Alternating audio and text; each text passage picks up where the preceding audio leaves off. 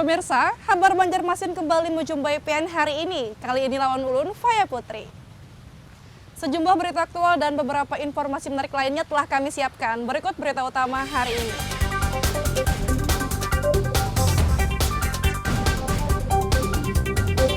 Sindikat narkoba jaringan lapas yang memasok sabu-sabu 4 kg ditangkap BNN Kalsel.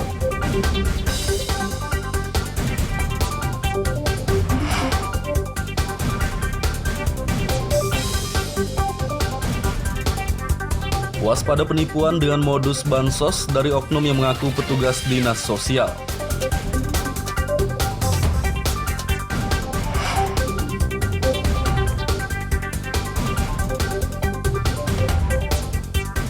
Sejumlah ular berbisa masuk ke rumah warga di Kota Banjarmasin.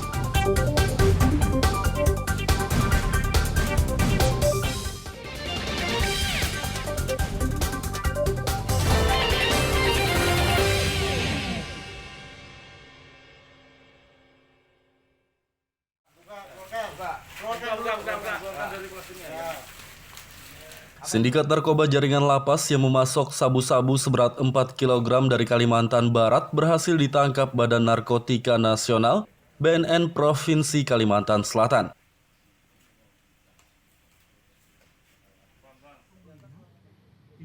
Penangkapan sindikat narkoba jaringan lembaga pemasyarakatan Lapas Karangintan, Martapura, Kabupaten Banjar bermula dari seorang tersangka kurir berinisial MZ. MZ ditangkap di Desa Anjir, Serapat, Kabupaten Barito Kuala pada 20 Oktober lalu dengan barang bukti sabu-sabu seberat 4 kg. Barang haram yang dibungkus dengan kemasan teh Cina itu dipasoknya dari Pontianak, Kalimantan Barat. Dari keterangan MZ, petugas BNN Kalsel kembali menangkap tersangka kedua berinisial RO di Martapura, Kabupaten Banjar. Kemudian tersangka ketiga berinisial MN yang merupakan napi Lapas Karangintan, Martapura, Kabupaten Banjar. Kepala BNN Kalsel Brigjen Jackson Lapalonga saat gelar perkara Kamis siang mengatakan, tersangka MN bertugas merekrut kurir dan mengatur pengiriman sabu-sabu dari Pontianak. Kami berhasil mengungkap satu sindikat peredaran narkotika jenis sabu di Kalimantan Selatan. Nah, ini jaringan antar provinsi. Kalimantan Barat dan Kalimantan Selatan. Untuk hal ini bisa terungkap, kami menggunakan intelligent analysis, analisa intelijen, kemudian kami kembangkan dengan penyelidikan di lapangan. Kami membutuhkan beberapa hari tentunya, bahkan bulan untuk bisa mengungkap jaringan.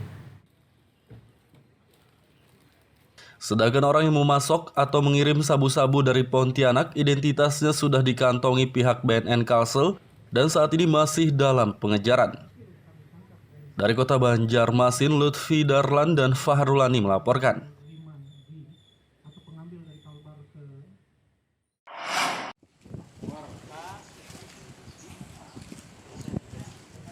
Warga Kota Banjarmasin diimbau waspada terhadap penipuan dengan modus bantuan sosial atau bansos.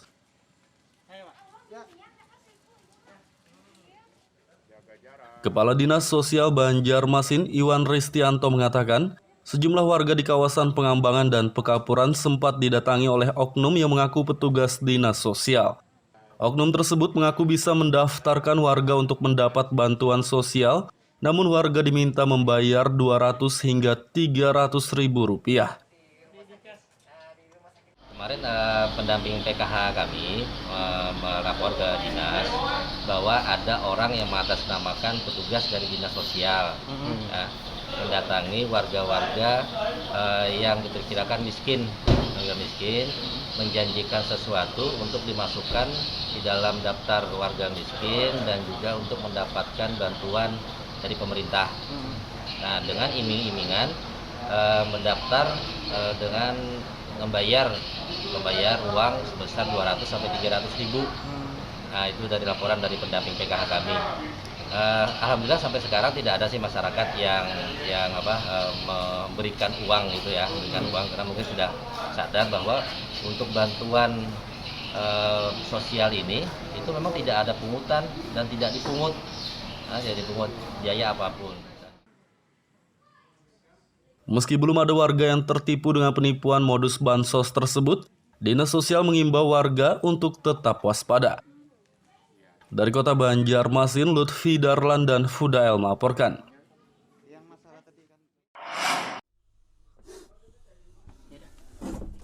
Dua ular berbisa jenis kobra dan satu ular tidak berbisa jenis piton masuk ke rumah warga di kawasan Teluk Dalam, Sungai Andai dan Basirih, Kota Banjarmasin pada Rabu lalu.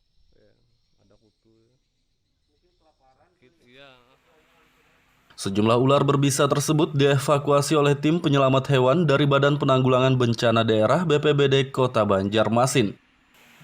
Anggota tim penyelamat hewan BPBD Banjarmasin, Hanafi, mengatakan ular masuk ke rumah warga karena saat ini musim penghujan sehingga habitat ular terendam air hingga ular pun mencari tempat yang kering. Kemarin kita menerima laporan, ada kita yang laporan. Jadi ada 4 yang bisa kita tindak, 2 kobra, 1 piton, sama 1 monyet lah, 3 monyet. Nah itu belum lagi yang nggak dapat atau kabur. Untuk bulan-bulan ini memang musim-musimnya anakan ular menetas. Jadi untuk anak ular dan induk-indukannya berkeliaran di sekitaran rumah warga, makanya diharapkan nih terutama bagi warga Banjarmasin untuk bulan November, Desember agar lebih hati-hati. Untuk antisipasinya bisa lebih membersihkan lingkungan, tumpukan-tumpukan barang jangan sampai dibiarkan menumpuk karena mengundang ular. Mencari tempat yang lebih kering, tumbuh kita kan musim hujan.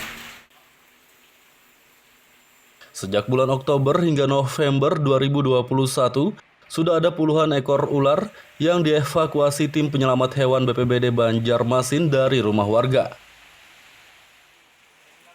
Dari Kota Banjarmasin, Lutfi Darlan dan Fudael melaporkan.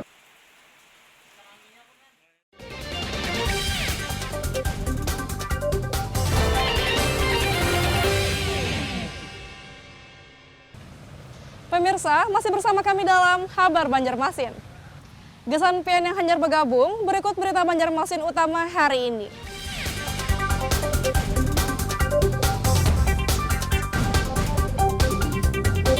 Sindikat narkoba jaringan lapas yang memasok sabu-sabu 4 kg ditangkap BNN Kalsel.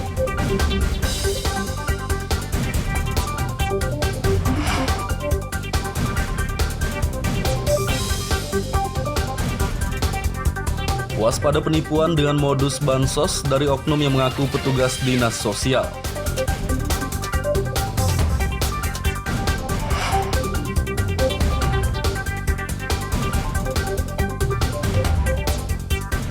Sejumlah ular berbisa masuk ke rumah warga di Kota Banjarmasin.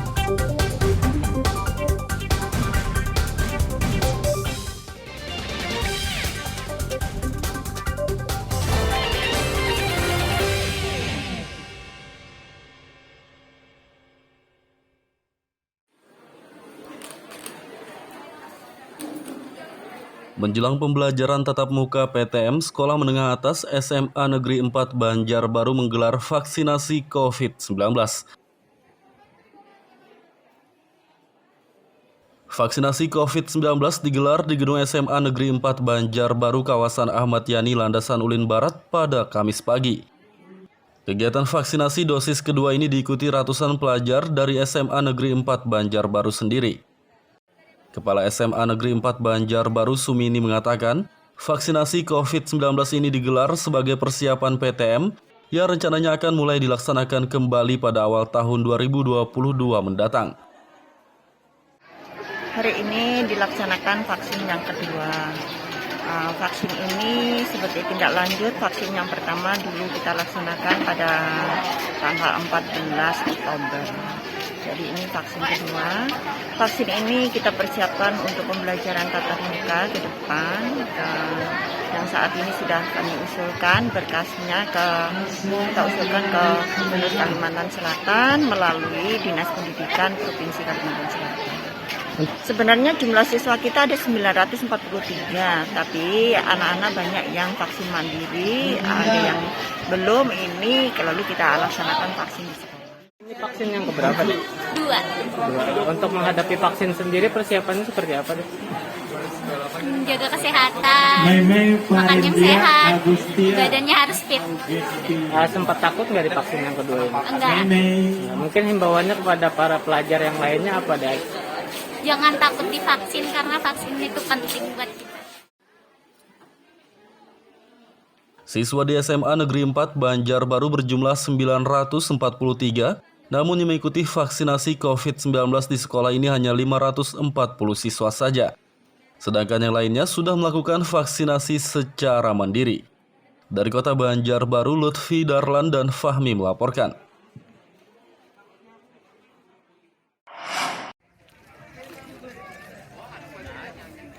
Menjelang Pekan Olahraga Provinsi Porprov Kalimantan Selatan, KONI Kabupaten Tapin menggelar vaksinasi COVID-19 untuk atlet. Vaksinasi COVID-19 digelar di halaman kantor KONI Kabupaten Tapin, kawasan Rantau Kiwa, Tapin Utara pada Kamis pagi.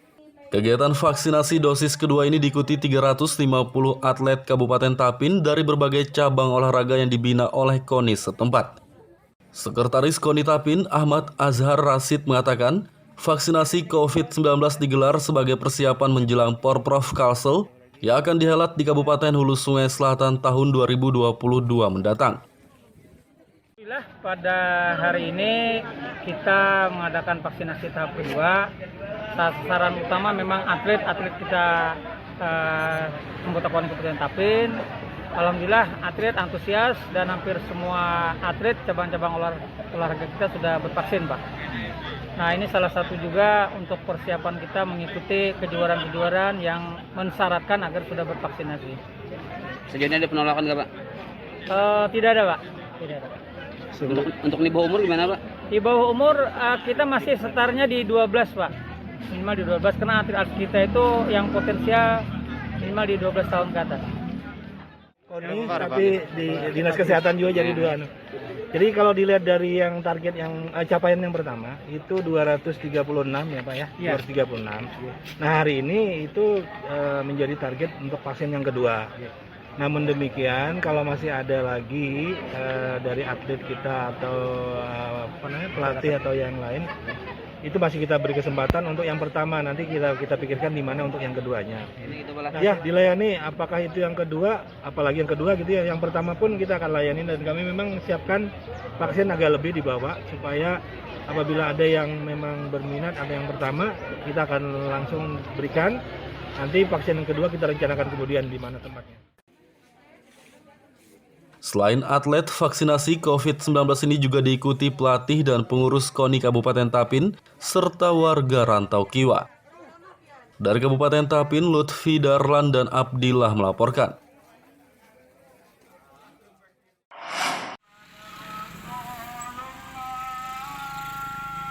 Pembebasan lahan untuk pembangunan jembatan HKSN di kawasan Kuin Utara, Banjarmasin Utara yang masih belum disetujui sejumlah warga rencananya akan dikonsinyasi ke pengadilan. Sejumlah warga yang rumahnya terdampak pembebasan lahan pembangunan jembatan HKSN hingga kini belum juga sepakat dengan biaya ganti rugi yang ditawarkan oleh pemerintah Kota Banjarmasin. Wali Kota Banjarmasin Ibnu Sina menyatakan pihaknya telah beberapa kali melakukan mediasi kepada warga tersebut, namun mereka masih menilai biaya yang ditawarkan tidak sesuai. Pihaknya pun memutuskan untuk mengambil jalur tengah, yakni dengan sistem konsinyasi di pengadilan.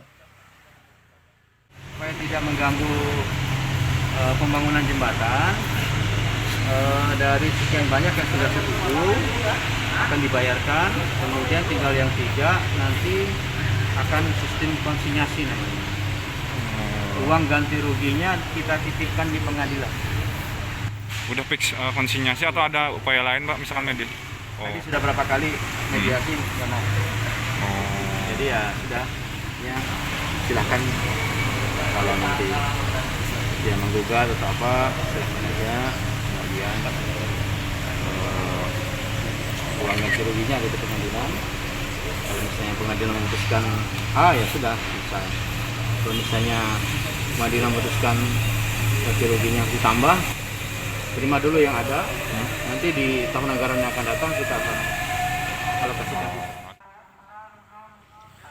Melalui sistem konsinyasi, pemerintah Kota Banjarmasin akan menitipkan biaya ganti rugi pembebasan lahan di pengadilan. Dari Kota Banjarmasin, Lutfi Darlan dan Fudael melaporkan.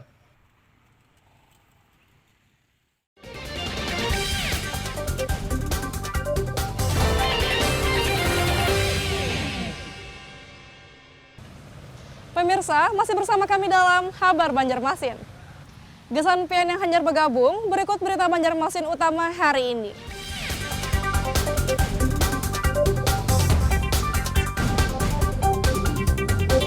Sindikat narkoba jaringan lapas yang memasok sabu-sabu 4 kg ditangkap BNN Kalsel.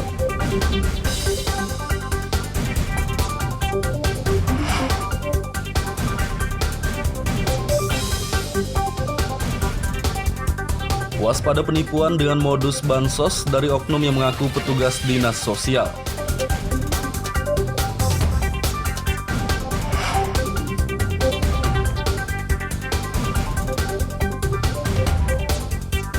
Sejumlah ular berbisa masuk ke rumah warga di Kota Banjarmasin.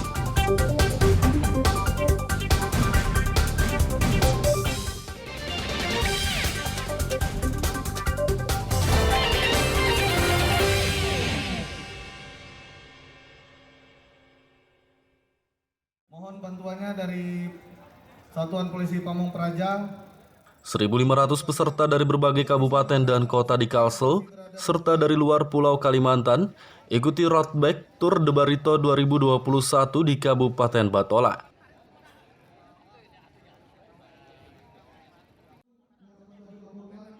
Road bike Tour de Barito 2021 digelar pada Rabu pagi dengan start di Marabahan, Kabupaten Batola.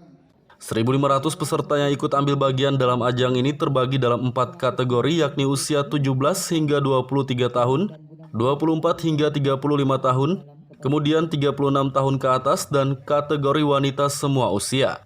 Sedangkan kelas yang diperlombakan adalah road bike atau RB dengan jarak tempuh 112 km dan mountain bike atau MTB 33 km.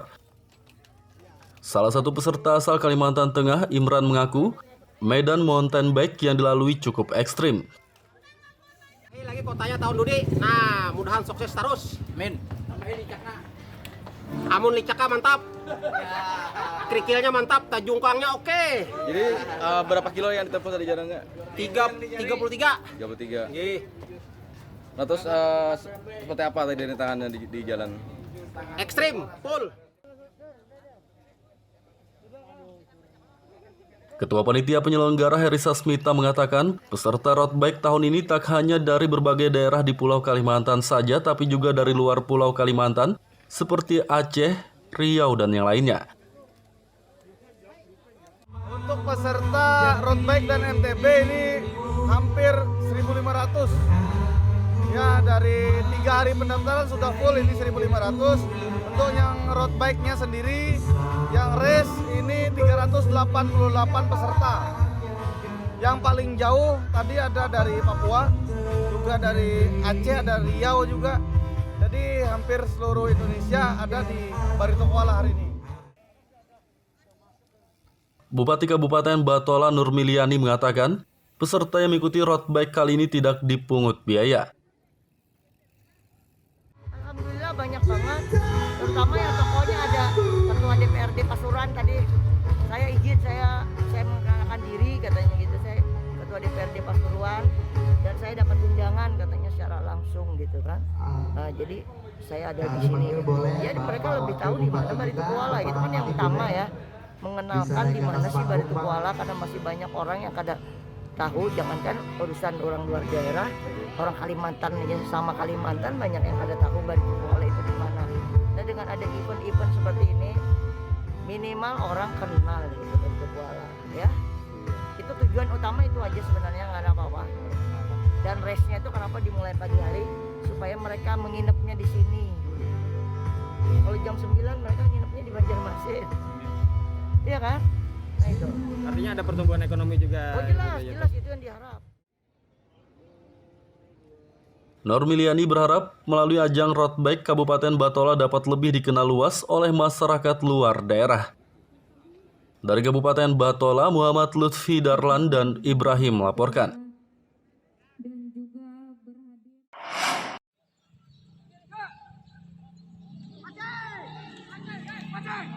Kompetisi Liga 3 Zona Kalimantan Selatan di Grup B mempertandingkan Perseban Banjarmasin dengan Persehan Marabahan pada Kamis kemarin.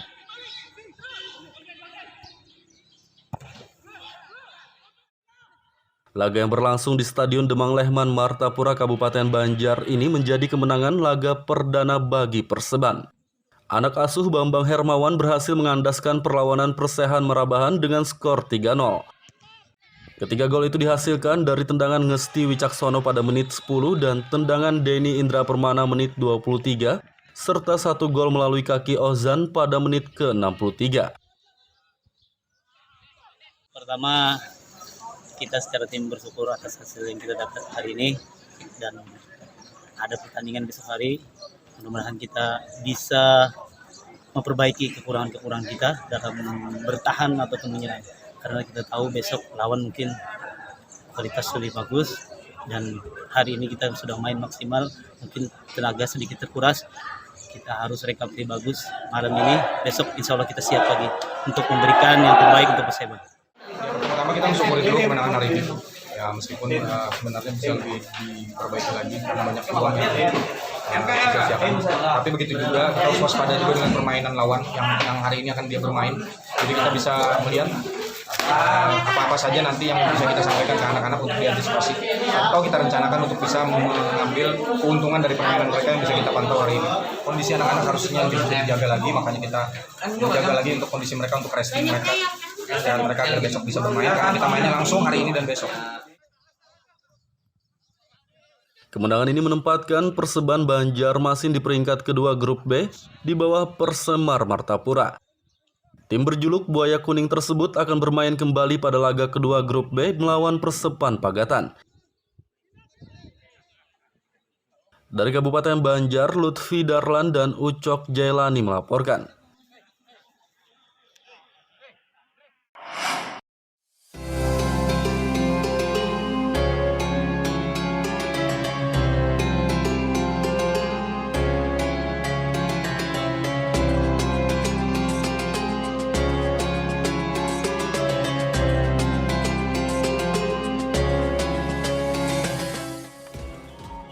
Inilah masjid bambu berbentuk kapal yang berada di Desa Kiram, Kecamatan Karangintan, Kabupaten Banjar. Masjid bernama Kiai Haji Abdul Qadir Hasan ini lebih dikenal dengan Masjid Bambu karena 90% bangunannya terbuat dari bambu. Masjid yang berada tak jauh dari objek wisata Kiram ini belakangan cukup ramai dikunjungi warga karena bentuknya yang menyerupai kapal dinilai cukup unik dan menarik perhatian. Masjid yang berdiri di lahan hibah masyarakat seluas 7.900 meter persegi ini dibangun oleh pemerintah Kalimantan Selatan pada pertengahan tahun 2020 dan baru selesai pada akhir Maret 2021 lalu. Bangunan masjid sendiri memiliki luas 610 meter persegi, terdiri dari 2 lantai dan mampu menampung sekitar 400 jemaah.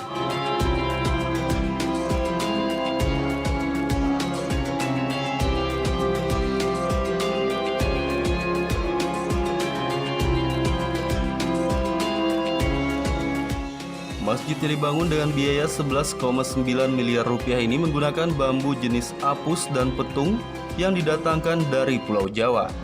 Kedua jenis bambu itu bisa bertahan hingga 30 tahun jika dirawat dengan baik. Pengurus Masjid Bambu Haji Asmaniansah mengatakan, masjid ini dibangun berbentuk menyerupai kapal untuk melambangkan kekokohan seperti kokohnya kapal Nabi Nuh. Mengambil sejarah perahunya Nabi Nuh. Mungkin itu saja yang bisa kami jelaskan. Memang bentuknya seperti perahu ya Pak? Iya, Sengaja bentuk perahu. Ada berapa lantai Pak Haji? Dan fungsinya apa aja? Masjid ini terdiri dari 2 lantai. Lantai pertama atau lantai dasar itu untuk tempat wudhu dan toilet, dan lantai atas itu untuk ruang masjid.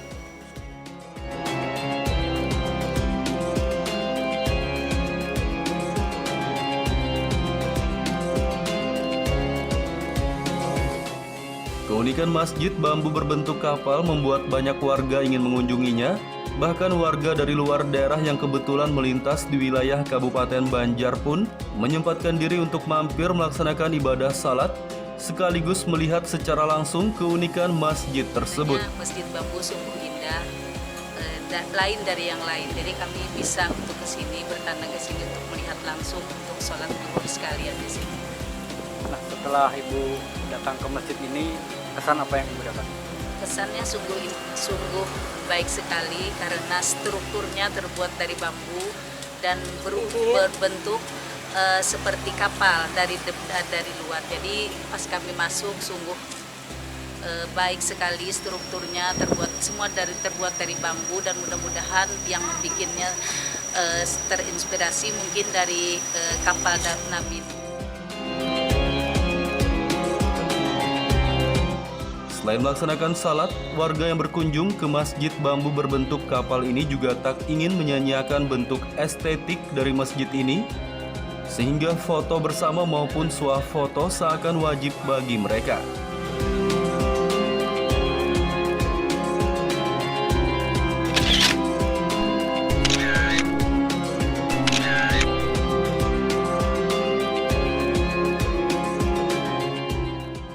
Masyarakat yang berkunjung ke masjid bambu ini diimbau menerapkan protokol kesehatan. Jangan sampai niat berwisata religi malah berujung tertular penyakit COVID-19.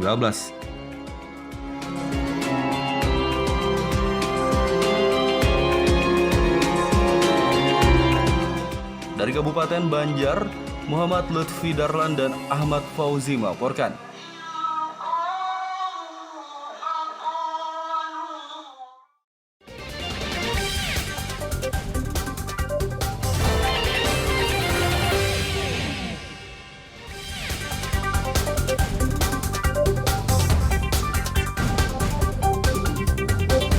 Sindikat narkoba jaringan lapas yang memasok sabu-sabu 4 kg ditangkap BNN Kalsel.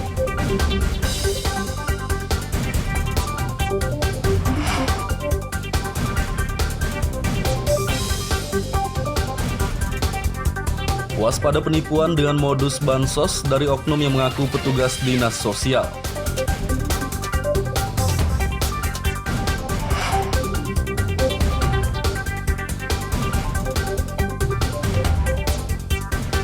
Sejumlah ular berbisa masuk ke rumah warga di Kota Banjarmasin.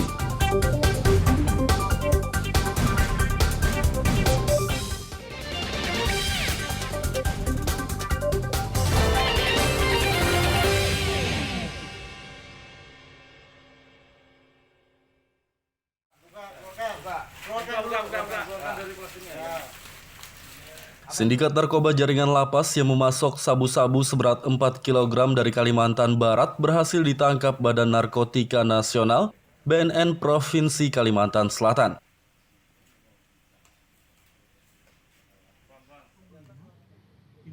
Penangkapan sindikat narkoba jaringan lembaga pemasyarakatan Lapas Karangintan Martapura Kabupaten Banjar bermula dari seorang tersangka kurir berinisial MZ. MZ ditangkap di Desa Anjir Serapat, Kabupaten Barito Kuala pada 20 Oktober lalu dengan barang bukti sabu-sabu seberat 4 kg. Barang haram yang dibungkus dengan kemasan teh Cina itu dipasoknya dari Pontianak, Kalimantan Barat. Dari keterangan MZ, petugas BNN Kalsel kembali menangkap tersangka kedua berinisial RO di Martapura, Kabupaten Banjar. Kemudian tersangka ketiga berinisial MN yang merupakan napi Lapas Karangintan Martapura, Kabupaten Banjar. Kepala BNN Kalsel Brigjen Jackson Lapalonga saat gelar perkara Kamis siang mengatakan, tersangka MN bertugas merekrut kurir dan mengatur pengiriman sabu-sabu dari Pontianak.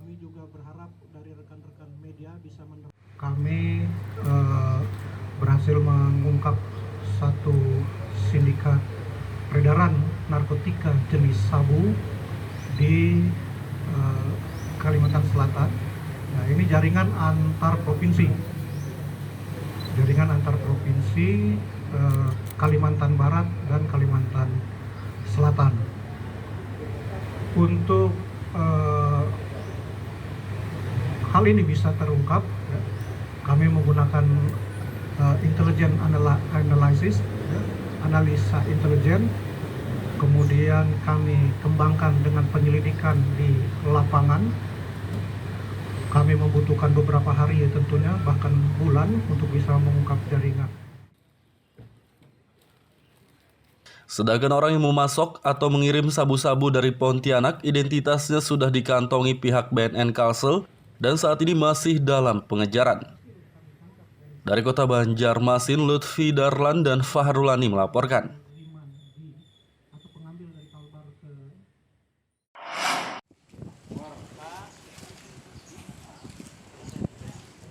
Warga Kota Banjarmasin diimbau waspada terhadap penipuan dengan modus bantuan sosial atau bansos.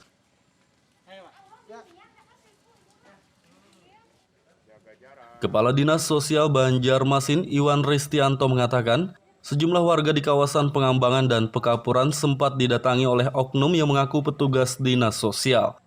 Oknum tersebut mengaku bisa mendaftarkan warga untuk mendapat bantuan sosial, namun warga diminta membayar 200 hingga 300 ribu rupiah. Kemarin pendamping PKH kami melapor ke dinas bahwa ada orang yang mengatasnamakan petugas dari dinas sosial, mendatangi warga-warga yang diperkirakan miskin, menjanjikan sesuatu untuk dimasukkan di dalam daftar warga miskin dan juga untuk mendapatkan bantuan dari pemerintah. Nah, dengan iming-imingan mendaftar dengan membayar uang sebesar 200 sampai 300 ribu. Nah, itu dari laporan dari pendamping PKH kami. Alhamdulillah sampai sekarang tidak ada sih masyarakat yang memberikan uang gitu ya, memberikan uang karena mungkin sudah sadar bahwa untuk bantuan sosial ini itu memang tidak ada pungutan dan tidak dipungut. Jadi pungut biaya apapun. Meski belum ada warga yang tertipu dengan penipuan modus bansos tersebut, Dinas Sosial mengimbau warga untuk tetap waspada. Dari Kota Banjarmasin, Lutfi Darlan dan Fudael melaporkan.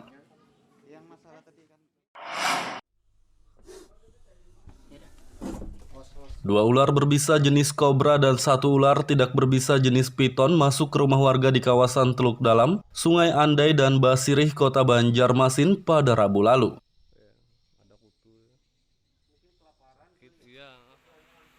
Sejumlah ular berbisa tersebut dievakuasi oleh tim penyelamat hewan dari Badan Penanggulangan Bencana Daerah BPBD Kota Banjarmasin.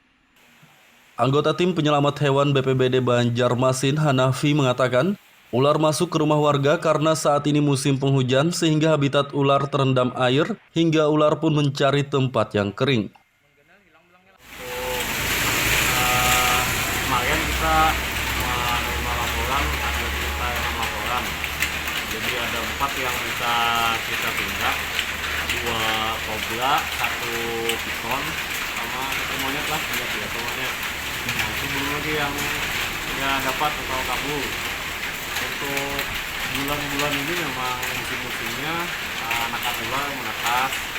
Jadi untuk anak ular dan indukannya berkeliaran di sekitar rumah warga. Makanya diharapkan nih